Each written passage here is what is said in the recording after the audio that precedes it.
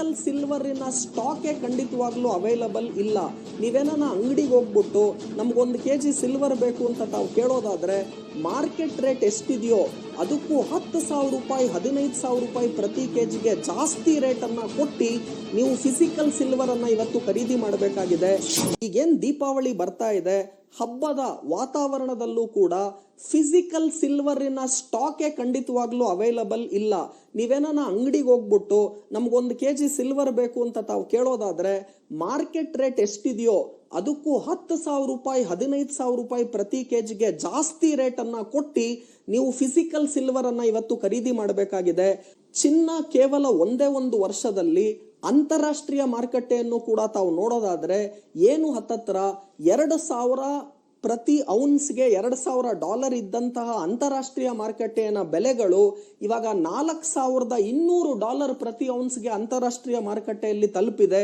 ಹಾಗೂ ದೇಶದ ಸೆಂಟ್ರಲ್ ಬ್ಯಾಂಕ್ಗಳೇ ಚಿನ್ನವನ್ನ ಖರೀದಿ ಮಾಡ್ತಿರೋದ್ರಿಂದ ಈ ಭಾರಿ ಪ್ರಮಾಣದ ಏರಿಕೆಗೆ ಚಿನ್ನ ಬೆಳ್ಳಿ ದರಗಳಲ್ಲಿ ಕಾರಣ ಆಗಿದೆ. ಒಂದು ಕಡೆ ಡೊನಾಲ್ಡ್ ಟ್ರಂಪಿನ ಟ್ಯಾರಿಫ್ ನೀತಿಗಳಾಗಿರ್ಬೋದು, ಮತ್ತೊಂದು ಕಡೆ ದೇಶದ ಸೆಂಟ್ರಲ್ ಬ್ಯಾಂಕ್ಗಳು ಏನು ಚಿನ್ನವನ್ನ ಖರೀದಿ ಮಾಡ್ತಾ ಇದ್ದಾರೆ ಅದಾಗಿರ್ಬೋದು, ಹಾಗೂ ಏನು ಜಾಗತಿಕ ಮಟ್ಟದಲ್ಲಿ ಇರುವಂತಹ ಜಿಯೋ ಪೊಲಿಟಿಕಲ್ ಟೆನ್ಷನ್ಸ್ ಅಂದ್ರೆ ಯುಕ್ರೇನ್ ಮತ್ತೆ ರಷ್ಯಾ ನಡುವೆ ಯುದ್ಧ ಆಗಿರ್ಬೋದು, ಇರಾನ್ ಇಸ್ರೇಲ್ ನಡುವೆ ಇರುವಂತಹ ಬಿಕ್ಕಟ್ಟುಗಳಾಗಿರ್ಬೋದು, ಇಂಡಿಯಾ ಪಾಕಿಸ್ತಾನ್ ಆಲ್ರೆಡಿ ಆಗಿರುವ ವಾರ್ ಆಗಿರ್ಬೋದು, ಈ ತರ ಯಾವುದೇ ರೀತಿಯಾದಂತಹ ಜಿಯೋ ಪೊಲಿಟಿಕಲ್ ಟೆನ್ಷನ್ಸ್ ಯಾವಾಗಿರುತ್ತೆ ಅವಾಗೆಲ್ಲವೂ ಕೂಡ ಅಂತಾರಾಷ್ಟ್ರೀಯ ಮಾರುಕಟ್ಟೆಯಲ್ಲಿ ಚಿನ್ನ ಬೆಳ್ಳಿ ರೇಟ್ಗಳು ಮೇಲೋಗುತ್ತೆ.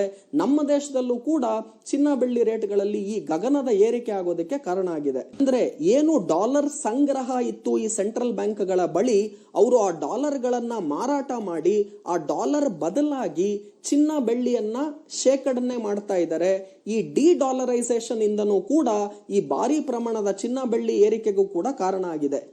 ಈ ಸಮಯದಲ್ಲಿ ಖಂಡಿತವಾಗ್ಲೂ ಚಿನ್ನವನ್ನ ಬೆಳ್ಳಿಯನ್ನ ಹೂಡಿಕೆ ಮಾಡೋದು ಒಳ್ಳೇದಲ್ಲ.